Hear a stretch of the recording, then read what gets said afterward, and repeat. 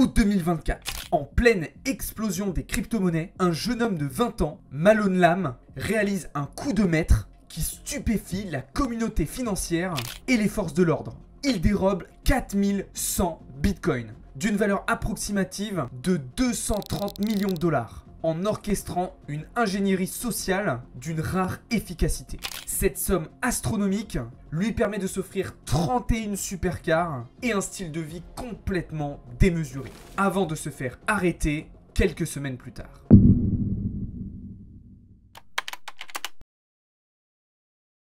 Aujourd'hui, dans cette vidéo, nous revenons sur cette affaire hors du commun qui suscite encore aujourd'hui de nombreuses questions et met en lumière les failles de sécurité du monde des cryptos. Bienvenue dans l'affaire Malone Lam, le casse Bitcoin du siècle. Alors, pour comprendre un petit peu l'ampleur du casse réalisé par Malone Lam, c'est important de se remettre dans le contexte. À cette période-là, le marché crypto est en pleine expansion depuis plusieurs mois, et j'ai envie de vous dire même depuis plusieurs années, atteignant des capitalisations boursières absolument astronomiques et attirant de plus en plus d'investisseurs, mais aussi certaines personnes mal intentionnées. À cette période-là, il y a plusieurs points clés à retenir. Déjà, une popularité croissante du Bitcoin et des cryptos qui attire énormément de personnes. Mais le problème, c'est que ces personnes-là, elles ne sont pas forcément formées à la cybersécurité et aux cas d'usage importants à avoir dans le monde des cryptos. En plus de ça, on est à un stade où la régulation et la sécurité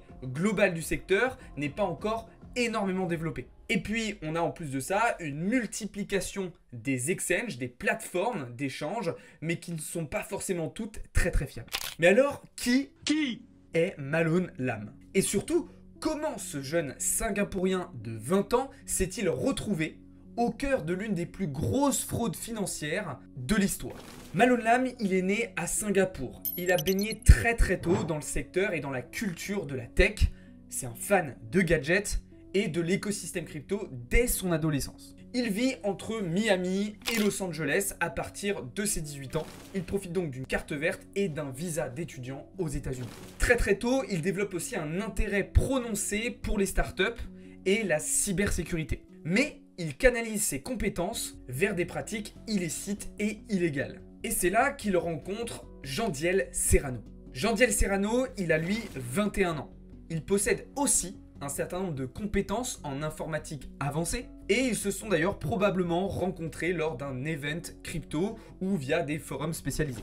Très rapidement, ils établissent des connexions autour des projets de trading, autour d'exploitation de failles de sécurité, voire d'arnaques à la carte bleue ou encore d'usurpation d'identité. Toutes ces infos-là, elles viennent des hypothèses du FBI. Je sors pas ça de mon chapeau, bien évidemment. Ensemble, ils forment donc un duo redoutable, associant leurs connaissances techniques et un goût prononcé pour le gain rapide et le luxe. Ils ont donc tous les deux un goût du risque et de la provocation. Malone Lam aurait même été attiré par l'idée de défier le système dans son intégralité. Ils sont aussi à la recherche de richesses rapides, l'accès à des montants colossaux en crypto via des méthodes des fois peu orthodoxes, mais ils développent aussi une certaine vanité. En témoignent leurs publications sur les réseaux sociaux qui exhibent des objets de luxe, des voyages et des soirées huppées. Alors, on va se concentrer désormais sur le vol de ces 4100 bitcoins, quel a été le mode opératoire et le déroulement de ce casse. Au cœur de cette affaire, on retrouve donc une technique d'escroquerie redoutablement simple et pourtant ultra efficace,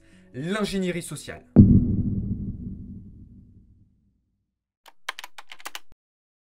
Je vais donc vous expliquer comment Malone Lam et Jandiel Serrano ont mis la main sur 4100 bitcoins en un seul coup. En gros, c'est très simple. Malone Lam et Jandiel, ils se font passer pour des agents du support client de Google. Ils sont capables d'utiliser de faux emails, des faux numéros de téléphone masqués, voire même carrément des deepfakes pour tromper leurs victimes. Alors, on a tout simplement un technicien d'une plateforme d'échange qui reçoit des alertes sur son téléphone, sur son ordinateur, comme quoi certaines personnes essayent de se connecter à son compte Google et donc en gros de hacker son compte. À ce moment-là, nos deux petits malins contactent ce technicien en lui disant « Bonjour monsieur, on est le support technique de Google, vous êtes en train de vous faire hacker, il faut absolument remédier à ça très rapidement. » Et puis ils n'avaient pas forcément essayé de se connecter que à son compte Google, ils avaient aussi essayé sur d'autres plateformes pour vraiment faire genre qu'il y avait une attaque massive de tous ces comptes en même temps.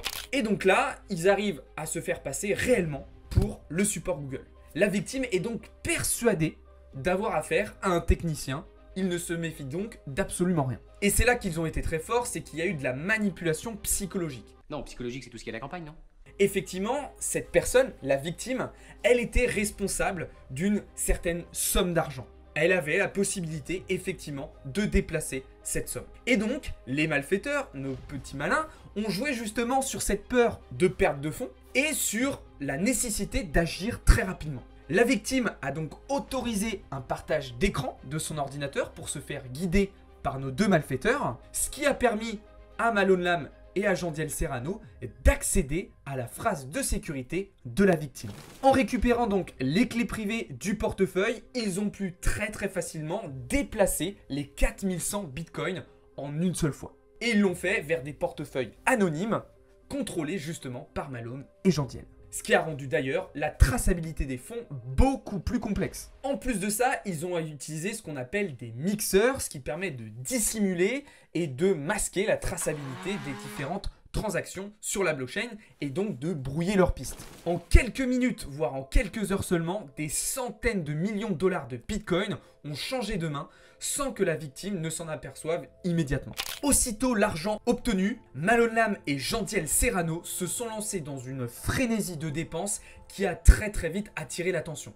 Et c'est ça d'ailleurs qui a causé leur perte. Déjà, ils ont acheté 31 supercars, des achats totalement compulsifs de Lamborghini, de Ferrari, de Bugatti, de Porsche et j'en passe. Selon plusieurs sources, ils auraient enchaîné les acquisitions de certains véhicules en l'espace de seulement 2 semaines. Et d'ailleurs, au moment de leur arrestation, certains véhicules n'avaient même pas encore été localisés tellement il y en avait. Au-delà des voitures, il y a aussi les fêtes, les voyages et les dépenses absolument démentielles. Des nuits VIP dans des clubs de Miami et Los Angeles avec des bouteilles de champagne hors de prix, des tables réservées. Il y a même des vidéos où ils sont en train de balancer des sacs Birkin qui coûtent des milliers voire des dizaines de milliers d'euros aux femmes dans la foule. Ils ont voyagé en jet privé, des locations de villas ultra luxueuses, des achats de montres ainsi que des sacs de créateurs pour des montants astronomiques. Et finalement, c'est justement ce comportement ostentatoire qui aura permis à la police de resserrer les taux tant les dépenses de Malone Lam et de Jandiel Serrano sortaient de l'ordinaire pour de si jeunes individus. On rappelle, ils ont seulement 20 et 21 ans à ce moment-là. Alors que la victime réalise enfin l'ampleur du vol, la machine judiciaire se met en route. Plusieurs agences fédérales, dont le FBI, se coordonnent pour retracer les mouvements des fonds. Et c'est là où la blockchain, c'est formidable.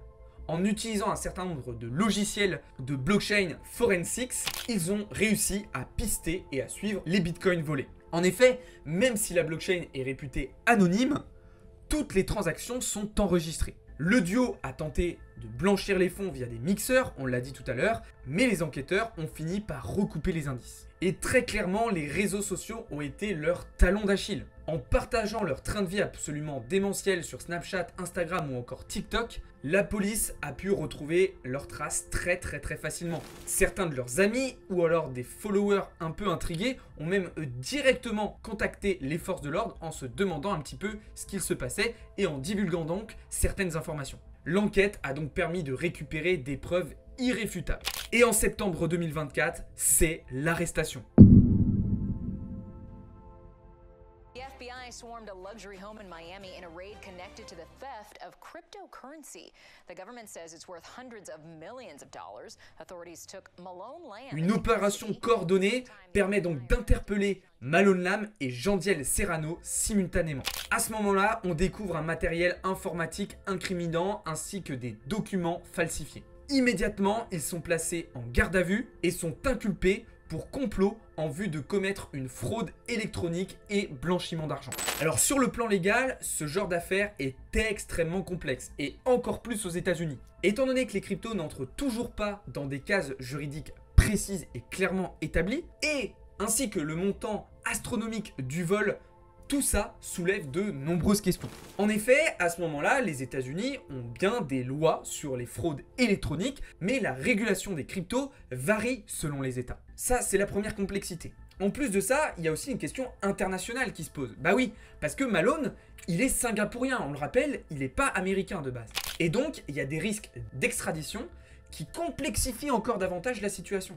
Et qui complexifient aussi les procédures et les enquêtes. Alors, en termes de peine, pour de la fraude électronique, on a des peines qui peuvent aller jusqu'à 20 ans de prison aux États-Unis. Pour le blanchiment d'argent, il peut y avoir des peines supplémentaires ainsi que de très lourdes amendes. Et bien évidemment, la confiscation des différents avoirs des deux jeunes, à savoir leur voiture, leurs biens immobiliers, ainsi que leur compte bancaire.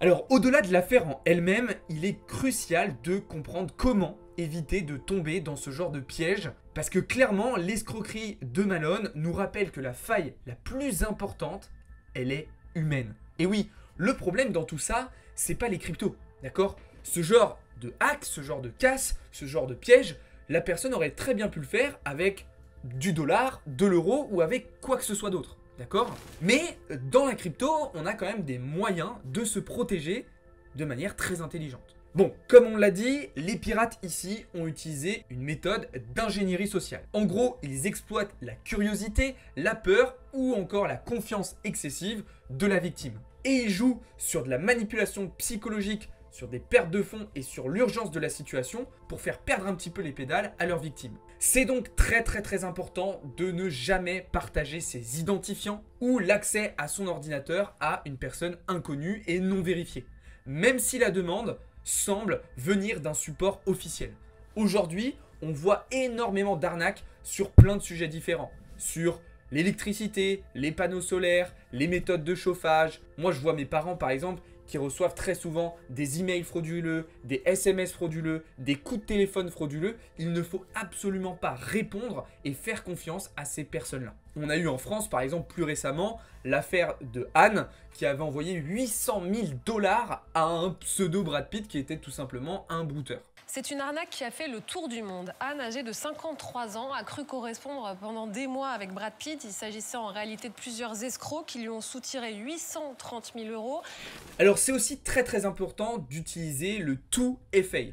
Il y a des applications de double authentification qui vous permettent de sécuriser vos comptes et d'éviter à des personnes de faire des transactions avec votre argent de manière très simple. Et d'ailleurs, il ne faut jamais autoriser la réinitialisation d'un 2FA si vous n'êtes pas certain et si vous n'êtes pas à l'origine de cette initialisation. C'est aussi très important de vérifier les interlocuteurs avec qui vous discutez. Vérifier l'adresse mail ainsi que le nom de domaine de l'expéditeur. Ce que je peux vous inviter à faire aussi dans ce genre de situation, c'est de contacter directement le support officiel en allant vous-même faire les propres recherches pour être sûr de vous adresser à la bonne personne. Et puis surtout, dans le secteur de la crypto, ce qui est hyper important, c'est de ne jamais, je dis bien au grand jamais, dévoiler vos clés privées. Alors cette affaire, elle a très clairement créé une onde de choc dans le secteur et dans l'écosystème crypto. Parce que au-delà du montant, c'est la manière de procéder qui a fait couler beaucoup d'encre. Ça a créé une crise de confiance, surtout que c'est clairement pas la première affaire de ce genre dans le secteur des cryptos. Et on a aujourd'hui beaucoup de personnes encore qui pensent que les cryptos, c'est une escroquerie, c'est un scam ou que c'est même pas du tout sécurisé. Mais encore une fois, comme on l'a dit plus tôt, l'erreur à chaque fois, elle est humaine. Le problème ici, ce n'est pas la crypto, encore une fois, cette méthode aurait très bien pu être réalisée avec de la monnaie classique comme de l'euro ou du dollar. Alors le point positif, c'est que les plateformes, les exchanges, eux renforcent leur méthode de sécurité et leur processus de vérification pour éviter ce genre d'affaires. C'est le cas par exemple chez Binance ou encore chez Coinbase. Et puis cette affaire, elle a été ultra médiatisée. L'affaire Malone, elle sert de cas d'école pour illustrer la dangerosité des escroqueries par ingénierie sociale.